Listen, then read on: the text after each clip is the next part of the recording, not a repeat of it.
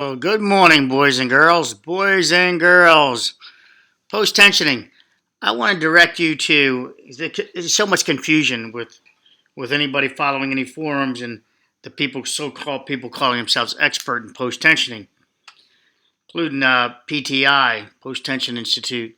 Well, they're just a company. But let's go to some people willing to put their doctorates out there. Here's a Dr. Rabin, I can't pronounce his name. I won't attempt to it.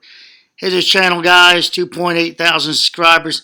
Please come over here, subscribe, and he really talks enough where I've given you enough background, I think, in post-tensioning where you're going to be able to understand a lot of what he's stating. And then I'm going to give you one more channel. This one might not be so easy. This is both of them are professors. This is Dirk Bondy. He's written a book. He's Caltech guy. He talks. You'll hear this guy talk. He'll sound a lot like me with the way he phrases and talks about things. I'm not trying to steal his thunder, but I catch some of his phrases and his attitude sounds like myself. Now, let me just back up a piece of this and give you an idea right here. 29. Let's do that. Let's hear it.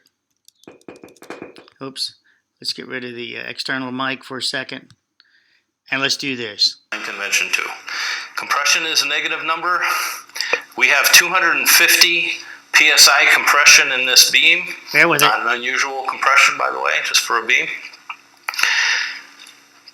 Plus, the reason it's plus is we're looking at the bottom of the beam. Now, through this course, I'm going to ask you, tell me what the maximum tension is at a location. This is what's interesting for you guys. Remember tension. The whole thing about post-tensioning is it tries to remove the tension so it doesn't exist. You don't want it is existing inside the cable.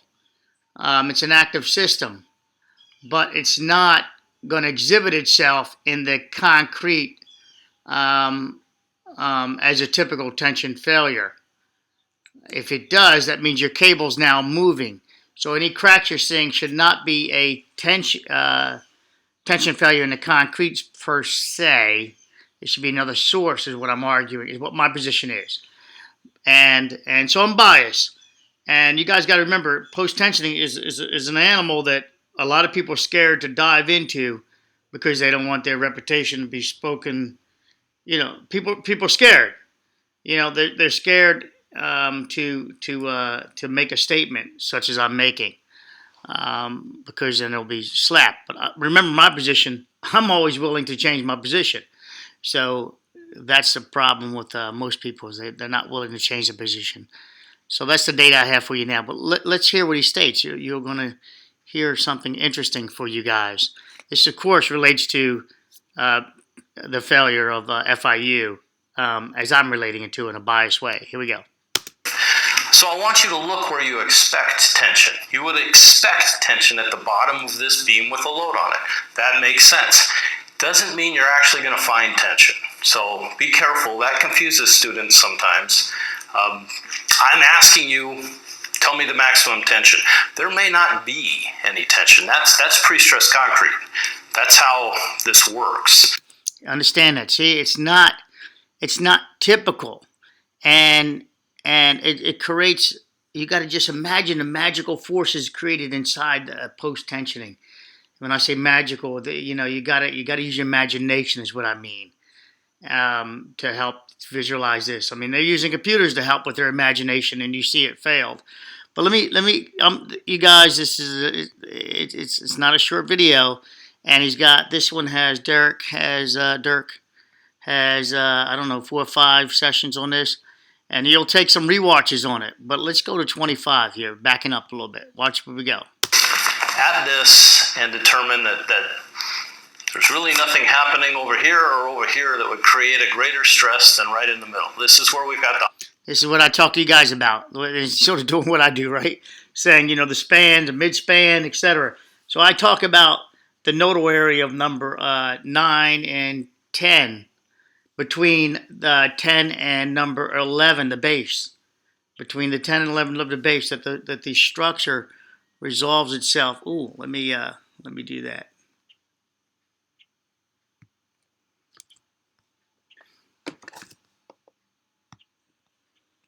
that the dead loads on the structures, dead load, does not make it out to the end here, right, in the drawing here. We see a failure here and here. I'm stating that the failure is because dead loads resolve themselves from this nodal area to this nodal area, but here, and that's what's so beautiful about this. So I showed you my foam model that this is acting like a gusset plate, and so it's still trying to resolve its way out to here. And on this side, just imagine it's a shear break in the tendons, if you will, shear point of failure, right about here with the gusset plate, acting as the transferring of the loads back onto the tendons, if you will.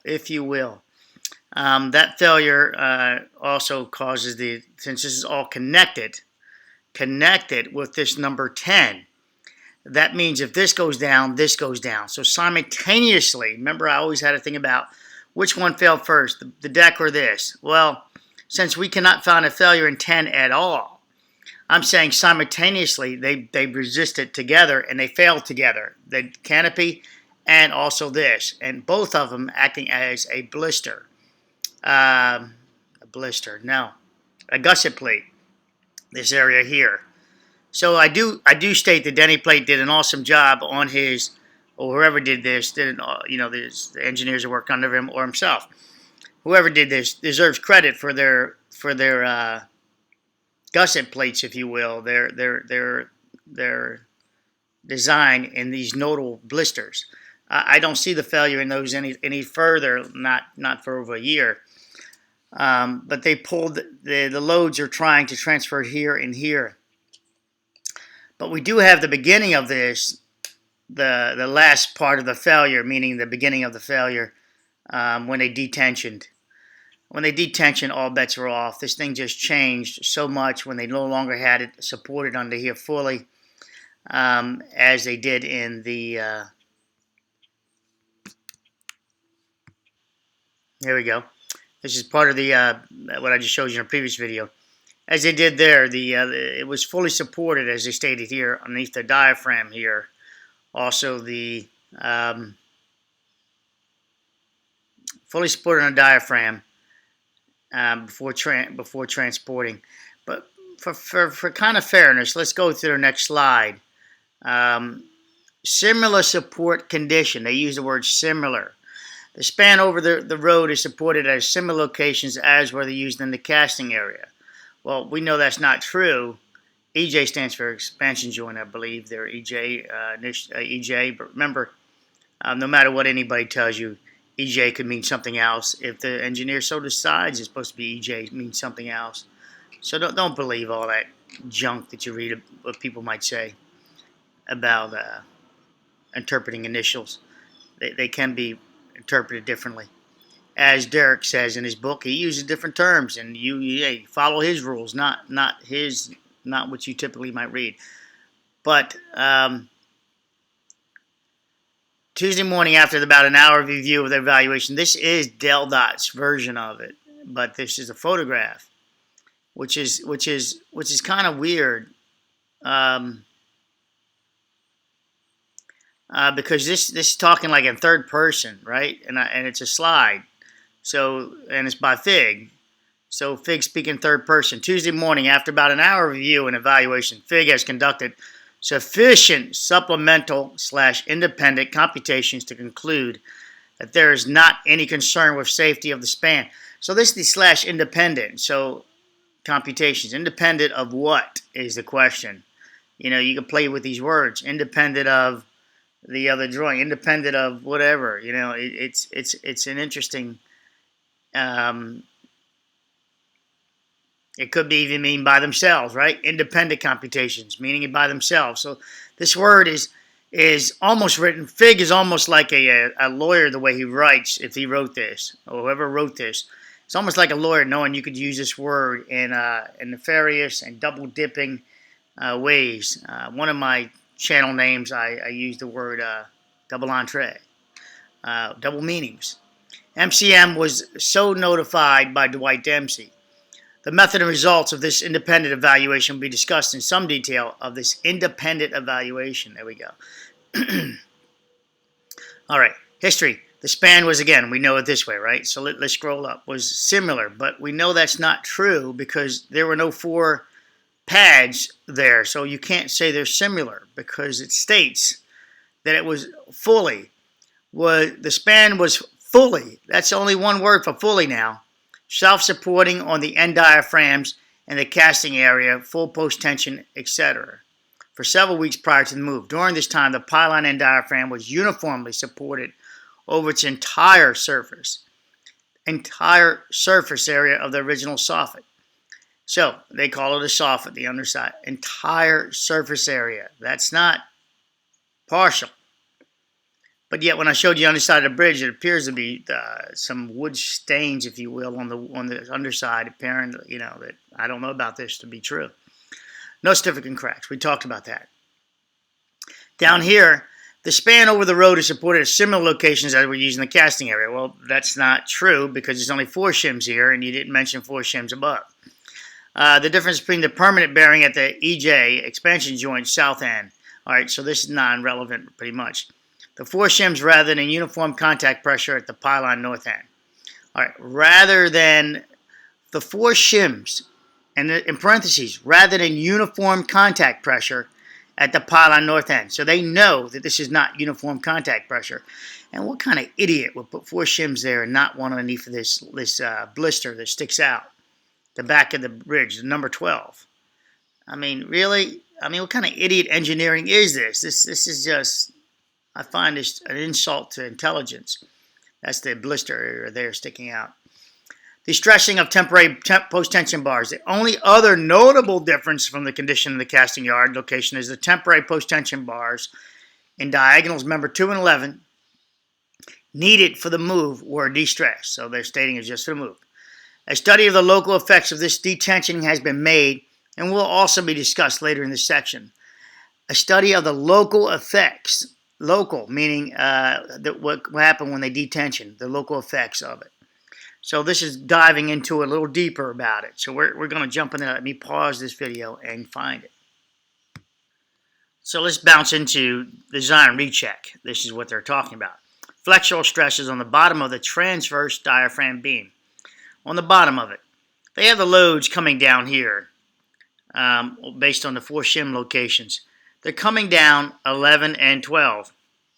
Or I can clearly say they're coming down 12. It's vertical. I don't see a profile, so I'm allowing for forces to come down 11 in this comment to you. And let's just jump on it. And so I'm biased against that pretty much, but I'm allowing for some dead load. But they seem to be throwing it all in the back of, well, it looks like the upright of 12. If we look at this. That is showing a downward force, not a horizontal force or a diagonal force. So maybe I get to take that back, my statement already. That's showing a vertical force, a downward force. And a downward force like that would create a force like this in shear, right? That left and right of this structure, which we know to what it looks like. The downward force should go this way and this way, which would look like this. The bridge. This image is turned sideways, so let's see, rotate clockwise. So it would look like this, coming down that side, and the left side, and now I've got to rotate the other way, rotate counterclockwise, and down this side. So that's that downward force that we're talking about with no shims underneath of this section. That's the releasing of number 11's post-tensioning. And that would be releasing the top one specifically. Number B, I call it. This is A. This would allow this to drop down under its dead load of this section here. So not to be confused, I'm saying this has some dead load effect on it. Once you release this guy, not clamping there. I'm saying the computer engineering missed this whole thing here. Now, could it just be that it was perfect until FDOT, and so I'm not trying to give anybody a scapegoat or run away from anybody, but could it be that this was a perfect design until FDOT said, give us that extra lane change, and they did some extrapolation that was so wrong, perhaps, with that extra lane, that extra lane addition of 11 feet or something like that. Maybe this was an awesome design until then, and maybe the computer just couldn't figure out that last 11 feet, or just extrapolate it wrongly. I find that the computer program is in demand, and even Dirk states that the computer program, when he started off, because he's a post-tensioning post-tensioning freak. How's that? So, meaning in a positive way. So he stated that, and so I'm using him now to take away some of my bias, that you need the computer program for some of this stuff, and then you've got to go back to manual. But that's Derek's position, and that's his position. Let me pause and jump to the bottom of this, because all of this stuff is...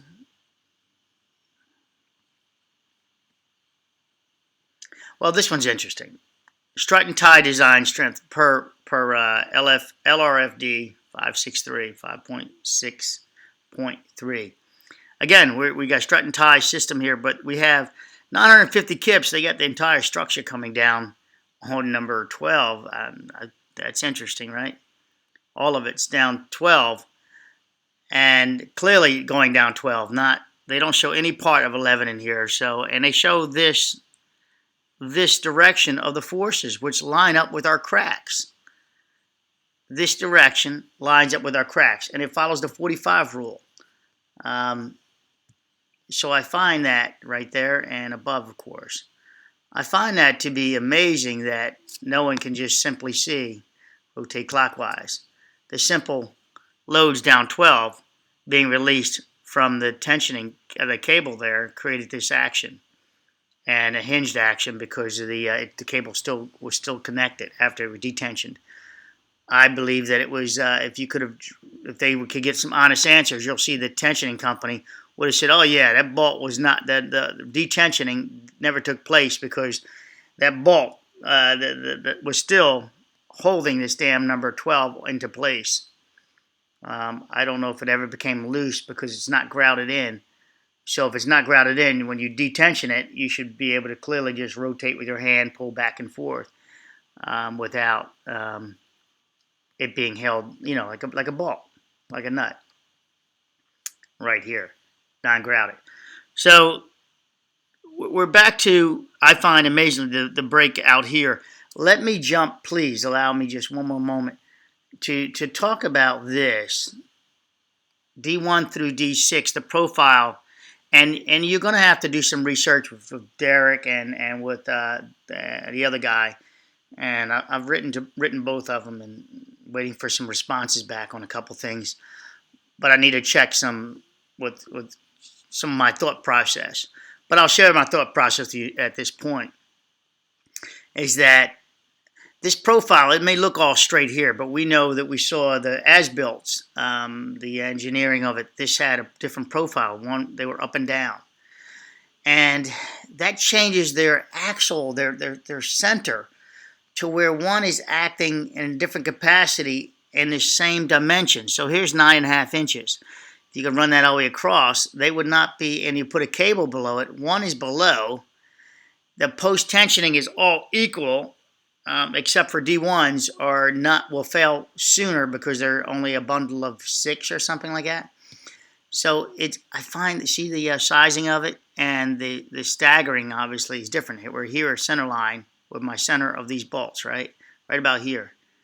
Now if I slide over, obviously it's up here. Even with photography, it's a different path. If I were to run a line across this, I would keep going downwards. And now here's these two up here. This profile, I think, is a major issue. D1 and D2 and over to these guys are a major issue of this structure. I'm going to give you a piece of Derek again, and then we're going to give you a piece of my other man over there, Australian professor. The hard point, this is where we've got the point load. We're going to perfectly look at balancing that point load, but we're going to look at two different methods. One is the old-fashioned method, the mathematical method, really the method that was only available before T.Y. Lin came up with the equivalent load method. Okay, we have the same beam that we keep looking at because we just have fun. You can learn. I mean, he does a great job of teaching this. You know, it takes him a little bit to get used to his character, but I got used to it instantly. The equivalent load method is a method I really do like. I'm in love with this beam. Make sure my mic is on. Caltech. A 30-inch deep by 16-inch wide beam has an area of 480 square inches, a section modulus equal to the top and the bottom of 2,400 cubic inches, and the distance from the centroid to the extreme fiber, y top is equal to y bottom equals 50. All right. I just wanted to give you a quick of that, and you guys can jump into this right about there if you like. I want to grab one more piece of video to do a commentary on, and then you guys, you know, buy his book if you like, but here we go. If you do buy a book, there's another one I'd recommend to you about diaphragms and post-tensioning. It's a tough read. That one's not. That's for you engineers. So here we go. Okay, looks like I had this keyed up for you guys. So this is my belief of post-tensioning. What he's going to state to you now, and it's going to. Here we go.